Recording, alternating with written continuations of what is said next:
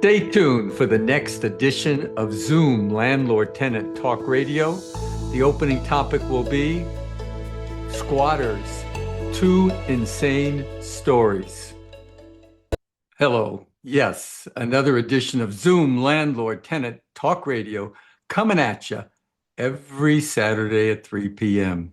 If you were listening live, the name of that song was Believer by Imagine Dragons. That song was released in 2015, and the singer, Dan Reynolds, was diagnosed with an autoimmune disease, and he channeled this pain and depression into the song lyrics. So that is the inside story behind the song Believer. If you're coming new to the channel, let me tell you what the show format is. We start with an opening topic, and then we open it up to questions and answers for those people that are in the Zoom meeting room. If you do want to talk to me, it's so simple. Electronically raise your hand. You'll see a yellow hand in the toolbar at the bottom of the Zoom meeting. If you don't see that there, then look in a folder called Reaction, and it might be in there. If you guys are watching on YouTube, thank you very much. And if you are interested in dealing with issues with landlord-tenant law and income property owners, then I would suggest that you subscribe to the channel and hit that like button because it really does help us out. And if you guys actually want to join the Zoom meeting, it's very simple. Just go to my website, evict123.com, and you'll see the credentials to join the Zoom meeting. Okay, let's open it up to the opening topic. And what is that? It is squatters. And I have 2 insane stories to talk about. The first one is dealing with Tracie and Myles Alpert. And they purchased a home in Fontana in January of the year 2020. They actually purchased it at a foreclosure sale. And after the sale was finalized and they legally owned the property, the previous owner, who I'm going to call Elizabeth, simply refused to move. She claimed she had nowhere to go and essentially squatted in the house she had just sold. Now, the Alperts tried various legal maneuvers to get her out. They served her with eviction papers, but she ignored everything because as the previous owner, she's not a tenant, so the laws dealing with evictions are quite different. It's not that typical landlord-tenant eviction. And the seller, believe it or not, the previous owner, remained in the house 15 months after the Alperts had legally purchased it. This meant that the Alperts, who had paid for the home, couldn't move in or even access their property. And of course, the story went viral. It appeared on all the local news outlets, including ABC and KTLA. And after a lengthy court battle, the Alperts finally got a court order, and which allowed the San Bernardino County Sheriff to put them off the property. And this happened in April of 2021. Can you imagine owning a house that long?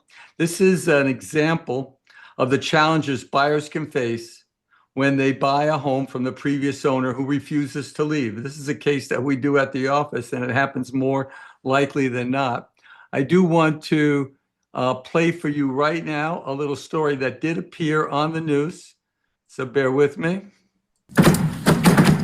This woman was trying to get inside her own home, but the previous owner refused to leave. Hey! We told you about Tracie Alpert and her husband Myles' harrowing experience 2 weeks ago. He just said he wasn't leaving. That was it. Wasn't going to leave the house, barricaded himself in the house. Now, after a 14-month battle, the squatter and his family have finally moved out. A neighbor's surveillance camera captured them pulling out of the garage and driving away. We came here as fast as we could the next day to get let in, get the locks changed, and saw that he had still left some stuff behind. Furniture. Our cameras were there as movers removed each piece of furniture one by one, ridding the house of anything belonging to the previous owner. Are you nervous that he's going to come here? Yeah. To everyone's surprise, the 5-bedroom home is in great condition. When you first walked in here, were you holding your breath thinking, oh my gosh, I hope that the fixtures are there, I hope the stove is there? Yeah. Yes. Yeah. The walls were here. We didn't know what he was going to do. But the Alperts say the entire ordeal has soured them forever on what was once their dream house. I hate this home now, and I mean, it really does suck, but there's no way that you can, I mean, every time I drive up this street, it's just anxiety. So do you think you'll move in? At this point, I can't imagine moving in. Okay, and that was the story dealing with the Alberts. I want to move on now to another story, which is a story dealing with a woman by the name of Diane Stretton, also dubbed as the Nanny Nightmare. And this, of course, was a highly reported story. This was a woman who moved into the home of Marcella and Ralph Bracamonte.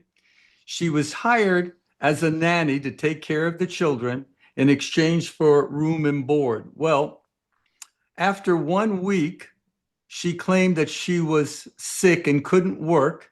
So, of course, the Bracamontes at that point fired her, but she didn't leave. She remained there, and she kept stating that she wasn't going to move because of health reasons. She also claimed that the family wrongfully terminated her and also claimed elder abuse. Well, this became a civil matter, and they did file an eviction case to get rid of her.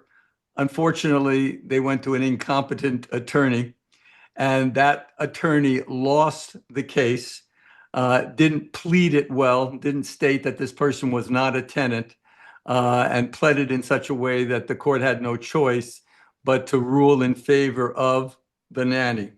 Now, the nanny then engaged the services of all the news media, including CNN, Fox News, ABC. And after all these news stories cropped up, finally, Diane Stretton chose to move. And that was only based on the news media. I do want to play that a story on that as well. Let me pull this up. And here we go. Hired a nanny and she refuses to leave. I am completely at my wit's end. I've been crying. For nearly a month, the Bracamonte family has been trying to lock out their live-in nanny from a lot more than that fridge.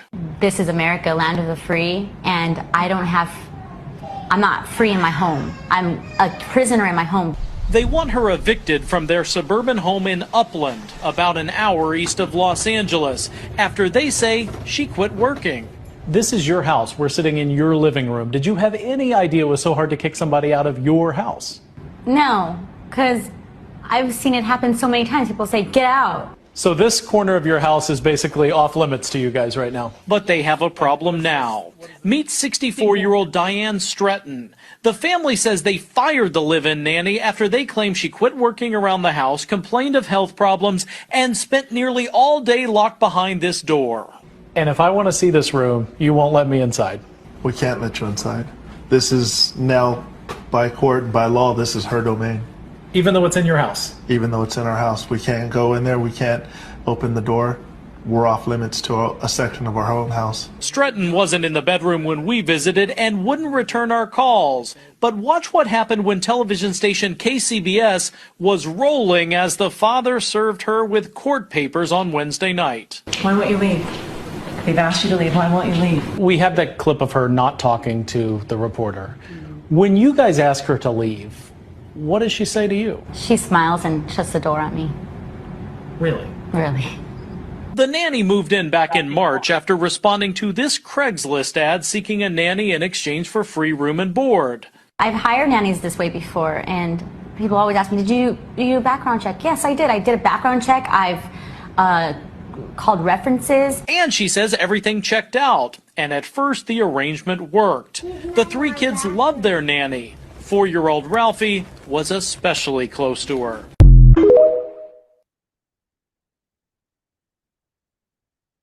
Well, there you have it. Two insane stories of people who have no business remaining in a property, but based on how laws protect occupants of properties, these people had to suffer major losses and attorney's fees. Let's go over some of the definitions. Everybody has an opinion of what a squatter is, but actually it's someone who occupies the property without legal right or permission, entering a vacant unit. Then we have something called an unauthorized occupant. That would be somebody where you have a rental agreement with, we'll call it tenant A, and tenant A brings in another person by the name of B. B would be considered an unauthorized occupant. Another example of an unauthorized occupant would be where you have a tenant by the name of A who brings in another person, B, and then A moves off the property and B is there. You've never taken any rent from B. B again would be considered an unauthorized occupant. Then we have something called a holdover tenant. That's a tenant who's on a 1-year lease. The lease is over. You've asked him to move and he refuses to move. Now, if you're in any kind of a rent control jurisdiction, the tenant doesn't legally have to move. However, because even though he's holding over, but he doesn't have any legal obligation.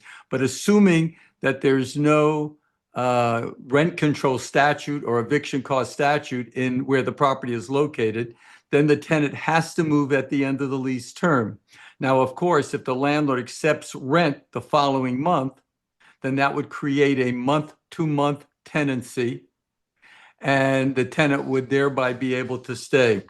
And the last type of tenancy that I want to talk about is where you have a vacant house and you're trying to lease it, and you go back there on a Saturday and the house is already occupied by a whole family. And you walk over there and you say, "Who are you?"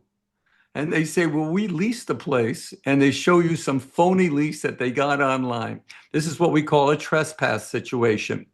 Now, if you call the police department, if the tenant tells the story, or excuse me, if the occupant tells the story correctly, that, "Hey, I have a lease and here it is, it's signed by John Smith, the landlord," then the police are not going to enforce or kick these people out. You're going to have to go through a type of an eviction called a forcible detainer. We do a bunch of these where we give the occupants 5 days to get out. At the end of the 5 days, if they're still there, we have the right to bring forth an eviction.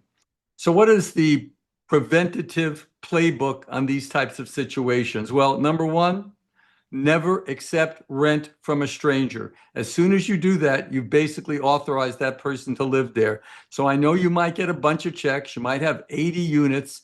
Before you cash that check, look at the names on the check and make sure that name is who your tenant is. Also, you want to have a rental agreement which has very clear provisions as to who is a proper occupant. You want to have the names of everybody, even if they're children.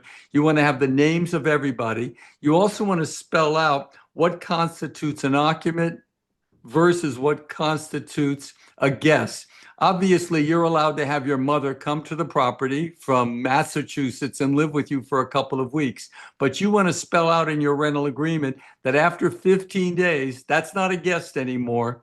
That's an occupant. By the way, all these terms are located in my rental agreement, which is free at our site, evict123.com, in the free form section. And the next thing you want to do is you want to make sure that you have regular inspections of your property, specifically if the premises are vacant. If the premises are vacant, you need to go there once a week because you're going to find that people are just jumping into your unit. Now, I do want to share my screen with you. There is a law in the state of California. And in this law, let's put this up. It states that if you file a form with the local police department, and I have one for Los Angeles, and this, again, these forms are on my website in the legal issues section. If you file this form with the local police department, in this case, it would be the Los Angeles Police Department, you file this form, it's good for 1 year, and then you post a no trespassing sign on your property. If somebody breaks in, even if they have a phony lease, if you've already filed this document with the city of where your property is, that local police department, then you'll be able to have the police arrest them based on that. And also, you might want to consider, if you have a vacant unit, putting an alarm on it with an armed response. So this will prevent other people from jumping in, so you can catch them before they've already established occupancy.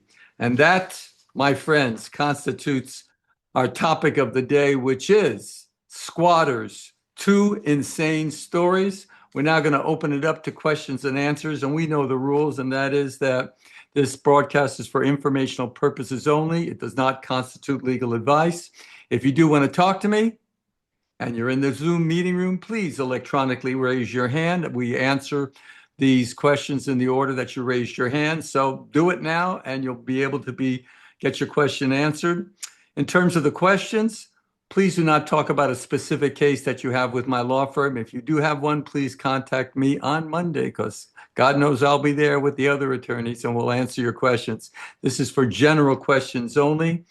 And if you do have talk to me, please leave your camera on, because it does make it much more enjoyable for the audience and myself. And again, you people in YouTube, if you find this show entertaining and meets your interests, because you're either an income property owner or a landlord and tenant, then please hit that like button and subscribe to the channel. And with that, we're going to open it up to our first caller, and that is W. Clapp. I'm going to ask you to unmute yourself. Yeah, can you hear me? Perfectly. So I have a tenant, it's a couple, and they've lived in the property for about two years. And the husband was working in the film industry. He was a grip. And when they moved in, he was making around $150,000. But the film industry, I think, has gone kaput. And he seems to not be making the money in that anymore. So he has started what seems like, I mean, I don't have absolute proof, but it's pretty obvious, a catering business in his apartment. And I actually live in the property. It's a 3-unit in Playa del Rey. And his kitchen is above mine, and he's brought in 2 commercial refrigerators and put them in the garage. And he has people, friends of his from, it seems like the film industry, now working with him. But he spends all day cooking in his kitchen, and then he rents like rental trucks and takes all these dishes out and leaves. Well, I'm sure you have him sign a rental agreement, and the terms in every residential agreement is that this premises is leased for residential purposes only. So I think you need to have a discussion with him. Obviously, he's using a ton more water. Have you noticed that your water bill has gone up? Yeah, and yes, I have. And so, I And, mean, but it's and also, also like it's in a very nice unit. It's about a 2,000 square foot unit, and I rent it. It's a 2-bedroom, and I rent it for about $6,000. But it has a really large kitchen, but the kitchen is an IKEA kitchen. So if he's doing like, industrial catering, that's just not going to hold up in the kitchen.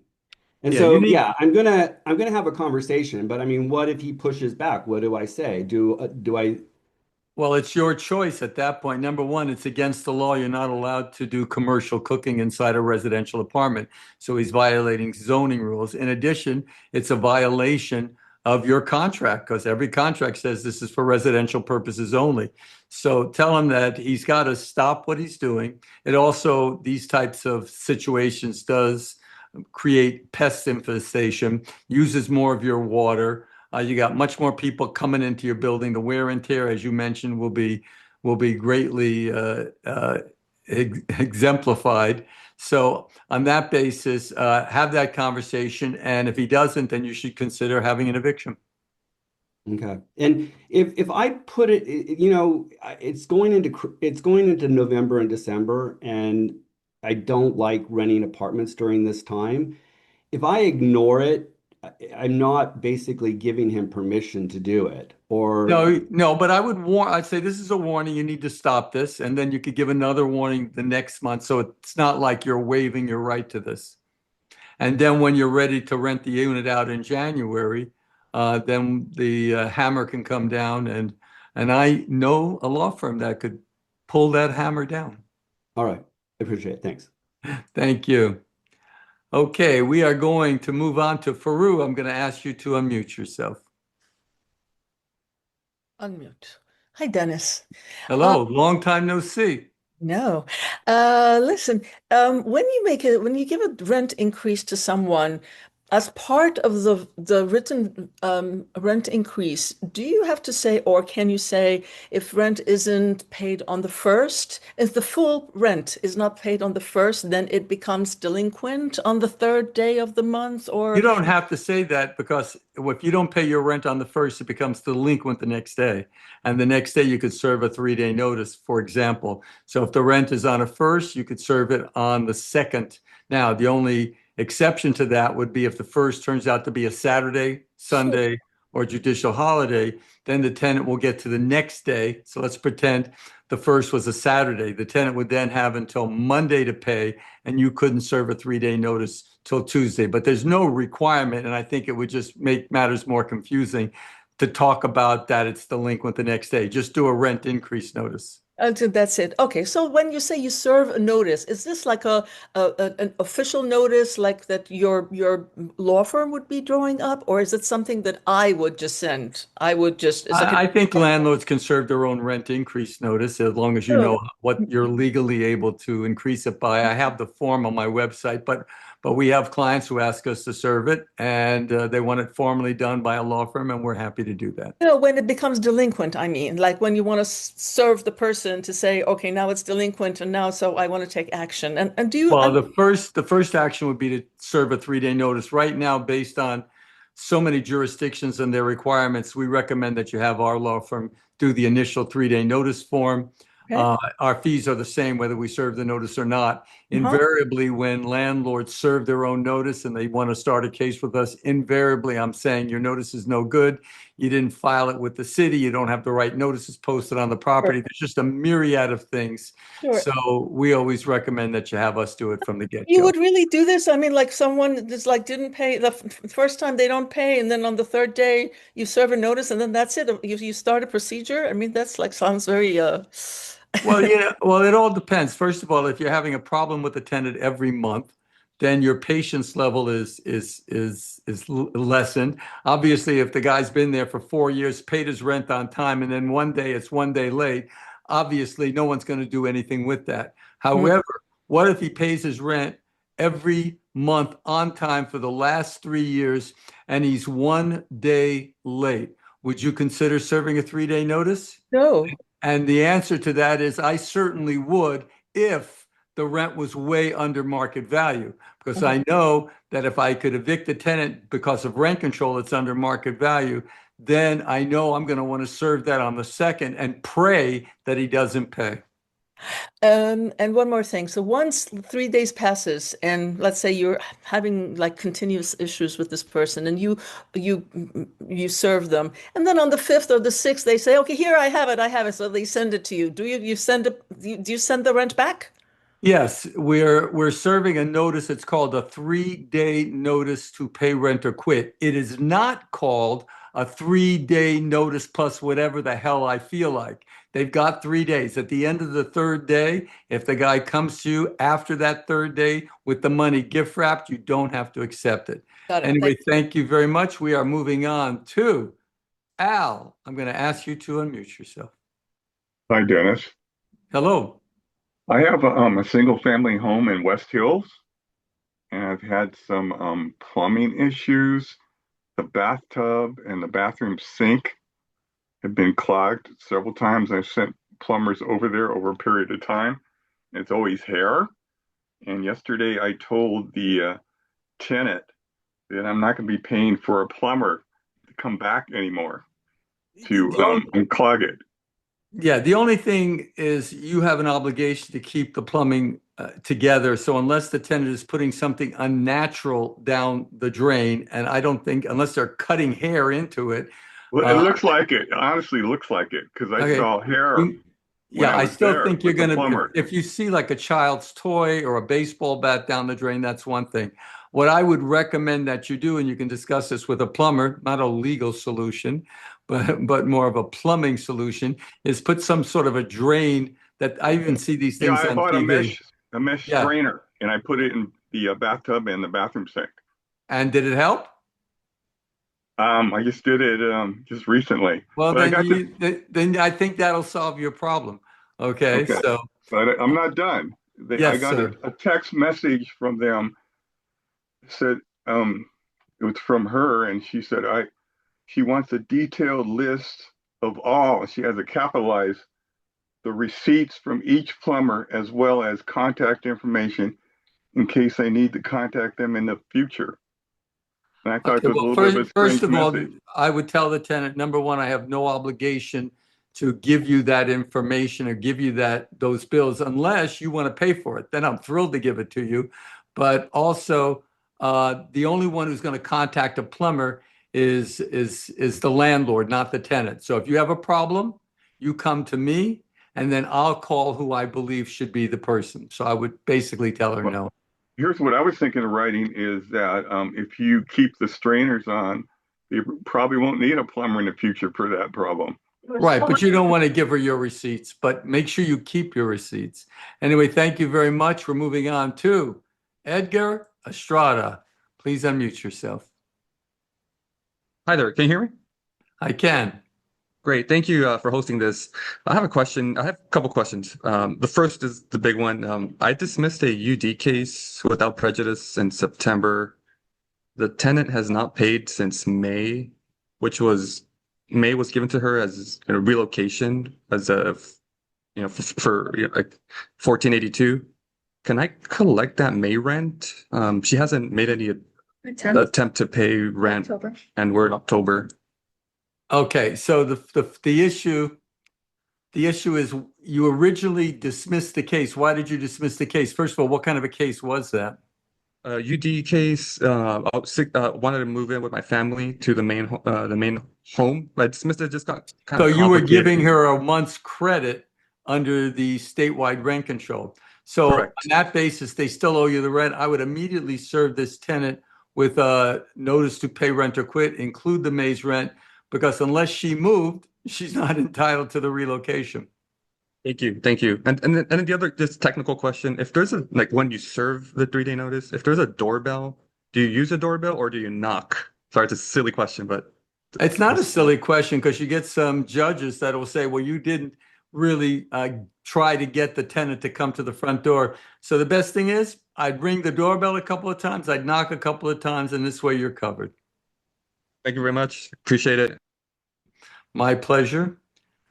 Oh my God. Could it be? Could it be? Harold Rhodes is back again. He's in the house. In the house, Dennis again. Dennis's beatdowns, the tenant beatdowns on the landlord, the victims, and the city council rooting for the tenants. This is back to a nightmare scenario. Let's say give the 60-day notice. The tenant's supposed to leave, then he gives that line, "Oh, I haven't found a place," even though he's had 60 days. How soon can you file an eviction? Like the very next day that he's supposed to have been gone? Of course. And what's the timeline too, realistically, to actually get him out? Like you have to go through all that stuff with the sheriff and the judge. Is it like a 6-month deal, 3 months? Okay, so of course you can immediately file an unlawful detainer as soon as the notice expires and the tenant didn't comply with it. So that's number one. Number two, Okay. these cases are taking about, if they don't fight us, and who knows if they're going to do it. Yeah. If they don't fight us, it takes about a month. If they do fight us, then it takes 2 months. But then once I have the judgment, I bring it over to a sheriff. Unfortunately, the sheriff is taking 2 months to do an eviction, which I think will be my next show next Saturday. We're going to talk about that, if I can put that together. But it's so you're looking at 3 to 4 months to have a tenant evicted. Hey, but you know what? I would pay $500 to the sheriff to get him the hell out ASAP. There should be something where we negotiate where the sheriffs will have this concierge service. You pay an arm and a leg, and we'll go over there today. Good idea, but that is not happening. Anyway, thank you very much. We're moving on to Kevin P. How are you today, sir? Hello, Dennis. How you doing? Thank you for doing these shows again. Happy to assist. Thank you. Question: RSO LA City fourplex. I have one vacancy, and the best tenant that I can get there is a boyfriend and a girlfriend, and just wanted to get your advice on them. They don't have any children together. The lady has 4 children of her own. How many bedrooms, by the way? Yeah, 2 bedrooms, 1 bath. Income-wise, they're satisfied the criteria, more than 3 times the rent, which is fine. The issue that I have is the lady is not documented, and she doesn't have a social security. She has a ITIN number. And my concern was if I rent to them, he does have a social security number, she does not. They don't have any kids together, so that family dynamics is not the strongest, but they are together. The question is, what precautions should I take, especially because LAHD and the current administration here in this wonderful city, they are trying to put eviction ban due to ICE activity. Okay, well, first of all, is she working? She's working, he's working. Again, they do Nice. satisfy the criteria for the income. So I don't think you can discriminate based on their status as without having a social security number, unfortunately.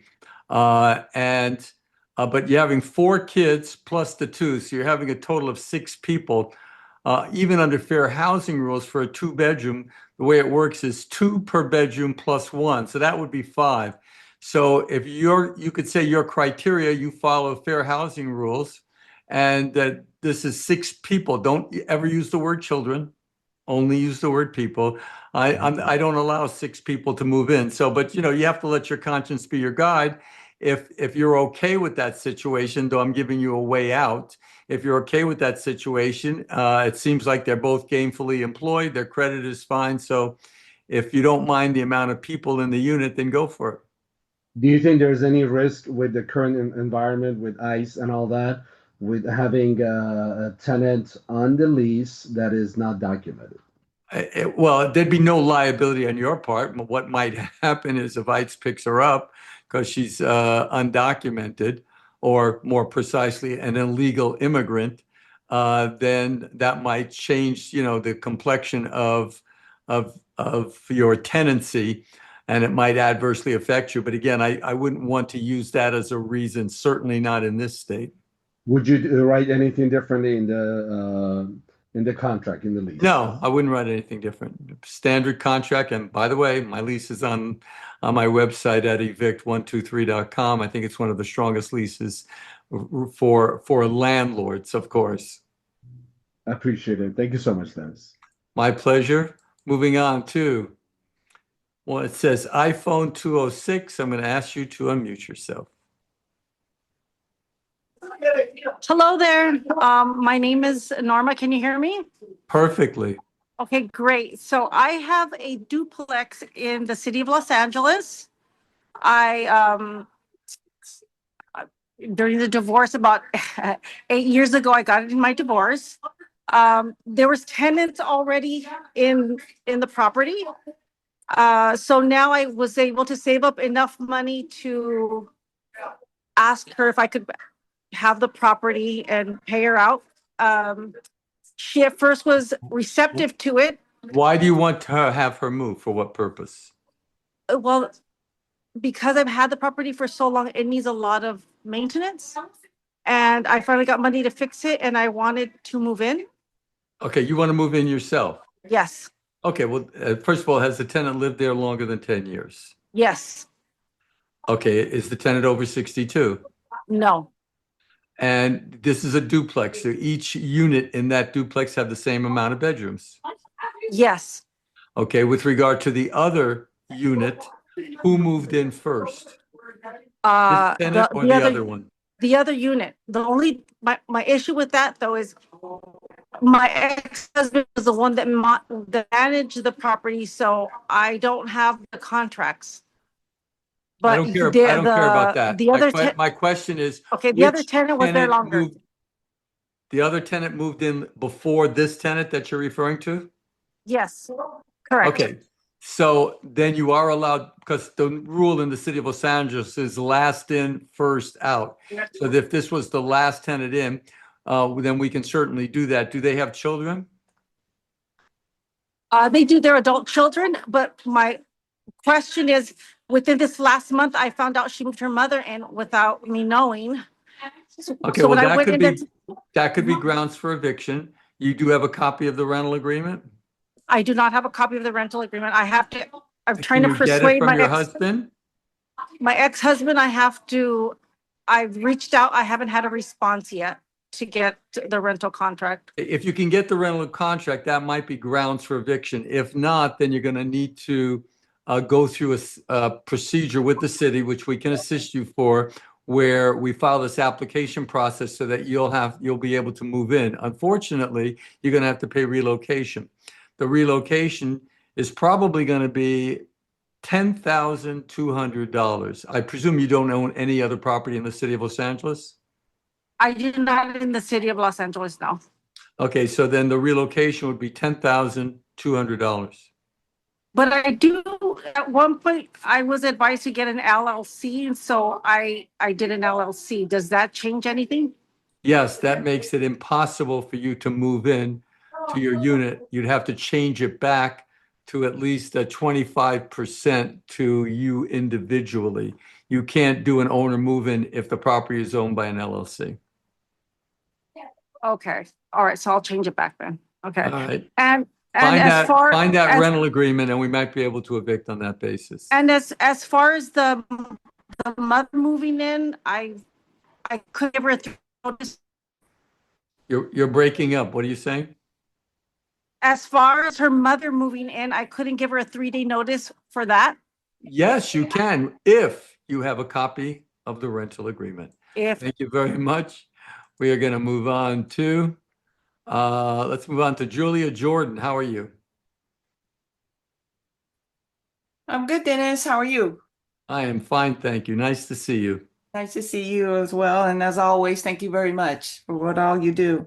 My question today, so I have a 4-unit in the city of Inglewood. One of my tenants has instructed me that he's going to put the rent in his mailbox and I can pick it up from there on the 2nd of every month. Well, that's nice of him, but unfortunately for him, the landlord determines where rent is to be paid. So you tell him, I'm not going into your mailbox, and this is where everybody pays the rent, and that's what you're going to do too. Okay. All right. Sounds good. Thank you. Is it illegal? Is it illegal to go in and get that? Well, it's not illegal if he gives you permission to do so, but it's just a bad thing. Right. Then he'll claim somebody took it out and all this other garbage that we see all the time. Right. Anyway, thank you very much. That was a good question. Ms. Orazo, I see that you would like to talk to me. Hi, so I have a question it's a LA City RSO. I have a triplex and I filed with the city to move into a 2-bedroom and it has already been approved. So my question is in regards to that application. I received my determination letter with the names on it and the payout amount. From this time until when I served the tenant with a 60-day notice, one of the tenants moved out before I served the 60-day notice. Do they still get payout? Or No, they're not there. You give it to your tenants. By the way, if you have multiple tenants, then you're supposed to divvy up that relocation check, serve, let's say, 3 relocation checks for each 1/3 each. Okay. But by the way, it's pretty tricky to serve that 60-day notice. There's certain notices that need to be posted on the property. You're also going to have to upload that 60-day notice to the city. So usually landlords just don't do that well. So if you want, our firm can certainly assist you with that. Okay, thank you so much. Thank you. We're moving on to Lynette Austin. How are you? I am good. So my question is, the property is in the city of Whittier. The tenant asked if his daughter can move in. I said yes. But now there's a husband that he never told me about. So what kind of form do I need to give them? Well, that would be a notice to perform or quit, giving him 3 days to have the stranger move off the property. Now, Whittier doesn't have any rent control. However, this is multi-unit, correct? Correct, 19 units. So you're going to be under what they call statewide rent control. And the curious rule with regard to statewide rent control is why you do serve a standard notice to perform or quit, giving them 3 days to get rid of the stranger. After the third day, you might be inclined to think you'd be able to file the eviction lawsuit, but the answer is you cannot. What you then have to do is serve them with a 3-day notice to quit. Then after that second 3-day notice, then you can file the unlawful detainer action.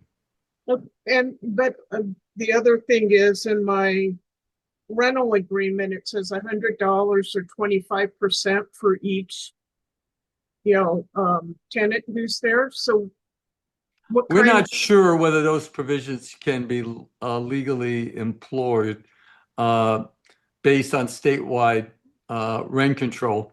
Statewide rent control states exactly what you can raise the rent to, and this year, of course, we know it's 8%. And even though your rental agreement says I can charge an extra $100 if somebody moves in, there hasn't really been a test case on that, and it really could be argued both ways. We could make an argument that states, hey, since the rental agreement from its exception said that it would be $100 more if an extra person moved in, then this really isn't, quote, a rent increase, because that's the way the rent always was.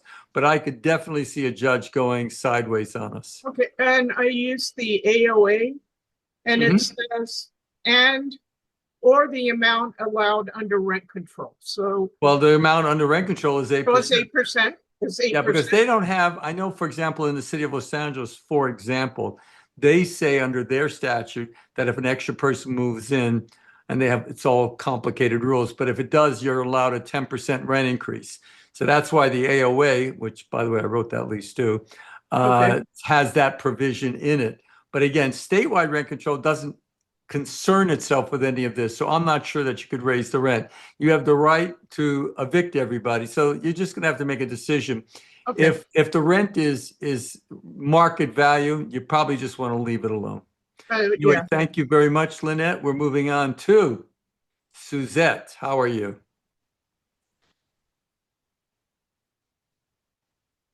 Suzette, I see you in the car. You got to unmute yourself. Oh, you're in the car. Hit *6 to unmute yourself. Okay, Lynette, we tried. So we're going to move on now to Rosie Mischief. How are you? Oh, yes. Are you still there? Okay.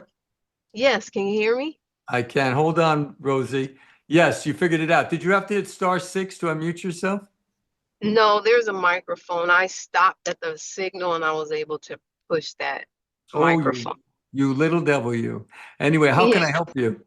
Okay, so Dennis, my siblings and I own a condominium in the city of Los Angeles, and it's in a very old building. The tenant's been there for an extremely long time, and I did an inspection last week, and the place is in need of a lot of work. So we want to take care of the flooring and do some other work inside the unit. So I asked the tenant. If the tenant allows you to do so, then you can do it. Otherwise, there's no basis for you doing that. Okay, so even if it's like really, really old and it's just a mess, if he doesn't allow us to do it, we don't have to? That is correct. If he allows you to do it, but you can't evict him for that. But don't forget, if you do all that work, since this is a condo, you can raise the rent to market level. I would wait till November 1st, though. Okay. All right. Thank you. I think you're driving. Are you driving, darling? Oh, yeah, I am driving, but I'm not looking at the phone or anything. I'm looking at the road. Well, listen, I don't do personal injury, so don't hit the car in front of you, okay? Okay. One more quick question. Are you the person that bought Kobe's jersey for like 89,000 or? No, I'm a big Laker fan, but I'm not that big. I do have a ball that's signed, and it's really one of my prized possessions. It's got white segments on it, and it's signed. I would never let anybody else sign it, but it is signed by Kobe, Shaq, and Phil Jackson, and it's sitting to the left of me here. And really, that's one of my prized Laker paraphernalia. Anyway, nice talking with you. We are moving on too. Sorry about that. I kind of got you started, Rosie, but we're going to unmute yourself at this point. Thank you, Mr. Block. We really appreciate everything you're doing for the community of landlords trying to do honorable business in this county. I have two comments, actually. I'm listening very carefully, and regarding the no trespassing notices for vacant properties that was discussed earlier, I believe those may need to be notarized by the city clerk in the corresponding city as of 2025. So you might have that other person, I hope he's listening, that cities may require those to be notarized, and the city clerk should be able to offer that. Yeah, I'm not aware of that, though anything is possible. I would first just check with the police department because that's the one who you're serving. And if they say, no, it's got to be notarized, then you can take it from there. The other thing is the landlord with the tenants who are doing a culinary from the residential property, they can also go to the city possibly and get them involved. You can look up if they have an actual business license. They're doing business in the property, whether it's zoned for it, and also they need, every business in every city has to have a business license. So anyway, and I'd love to talk to you about another matter if I can get a personal appointment. Just call the office, darling. But why don't you tell everybody that you're a true athlete? Tell them what contest you won. I won the Siberian Open. I'm a tennis star. I'm Rosie Mischief, tennis star. So look it up on YouTube. Thank you very much, Mr. I will Block. do that. And by the way, I have to tell you something. I do have a tennis court, and I'm getting this machine supposedly this month. It's called an Ace Mate, and it's the standard tennis machine where it will spit balls out at you. But the interesting part is this has AI built in, and it's on wheels, so it actually is a tennis partner. You can actually, it's called Ace Mate. You can set it for beginning, intermediate, or expert, and you hit the ball back, it races to where that ball is and spits it back at you. So I'll have to show you pictures of that, Rosie. Well, okay, I rent it from you whenever you're ready. Or we'll get you ready to play against me. Okay, thank you. I probably won't win, but thank you. And let's move on to Kevin P. How are you? Hello, Dennis. I'm back again.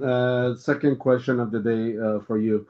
RSO LA City duplex, one vacant, one has a long-term tenant, 25 years, above age 62, and it's her name on the original lease from 25 years ago.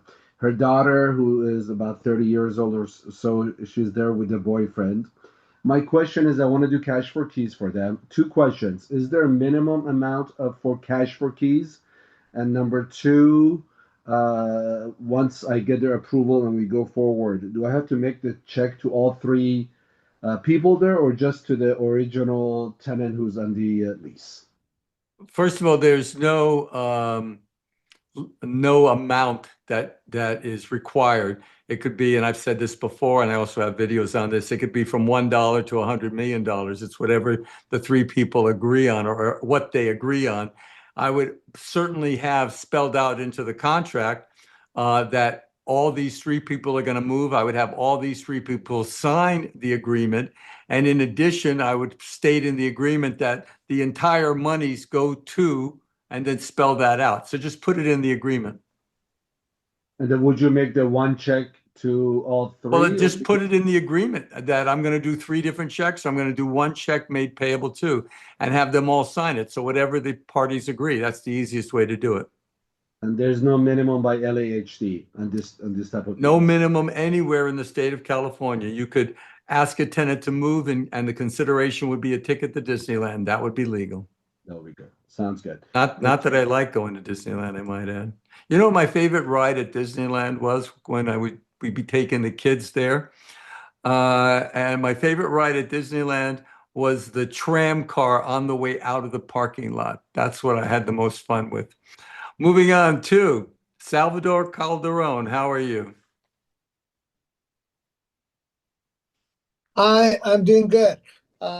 I had one question. And by the way, my name's Juan. I know that says Salvador, but it's Juan. And I live in the city of Whittier, not the actual city of Whittier. And I was wondering about rent increase. I have the utilities and the monthly rent together. Would I be able to? How is that for rent? I mean, how is that? What would I like? Say for example, I rent out for 4,000 with all utilities. Would I do 4,000 or were the utilities? Or negative Well, you could, utilities? if you're renting out the place, you can do it any way you like. Are the units separately metered? It's separately the electricity only. That it's separately Right, right. So in other words, normally the landlord's going to pay for the water.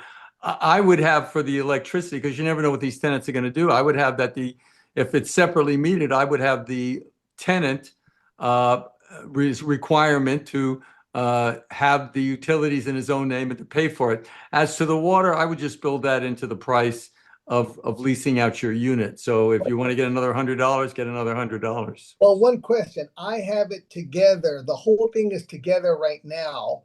And next year there's going to be rent increase. What I'm asking is that what the whole $4,000 that I'm renting it out, is that where I can put 8-10%, or do I have to deduct the utilities? No, because you don't have the utilities separated. So the rent is $4,000, including the utilities, is the way I'm hearing it from you. So you're Yes, going to, and currently it's an 8% rent increase for under statewide rent control. So that's But I just don't have good. statewide rent control because I'm in the actually city of Whittier. My friend, every city in the state of California is under statewide rent control. Okay. Hence the name statewide. Thank you very much. We're moving on to Arlene. How are you? Ms. Arlene. You got to unmute yourself, darling. Sorry. Hey, Dennis, how are you? I am Thanks good, again thank for all you. you do. I was wondering if you could clarify something for me. Go ahead. Can you hear me? Perfectly. Go ahead. Oh, I'm sorry. I was wondering if you could clarify something for me. I was looking online and it says, I saw that it says following the major firestorm in early 2025, several executive orders were issued. An order signed in January of 2025 extended prohibitions against price gouging for LA County until January 7th of 2026. So is it no longer October 31st? I haven't seen that the governor extended the state of emergency. Are you reading something from the county or the state? I'm reading it. This is from the state. From the state. I am not aware that they But it extended says to it was January. signed, but it says, yeah, it says price gouging for LA County until January 7th, 2026. I'll have to review that. That's news to me. They just keep extending and extending it, but I Yeah. heard that it was going to be up as of the end of October. Anyway, thank you very much, but I appreciate that. I'll check that out. And we're going to end this with Michael Ansari. How are you? Say hello. Hi, Dennis.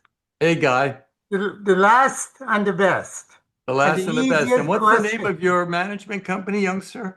Yeah, we do. Yeah, I have 50 properties, so it's some of them are terrible. Some of couple of tenants, and one of them has to be evicted because they we gave them a rent increase a year and a half ago, and they're still paying the old one. The old rent. Yeah, well, we can certainly assist you with that. Yeah. I gotta get on it soon because they owe about $7,000 right now. And what's your question? Okay, so the question is, I am in a escrow for a duplex in Woodland Hills.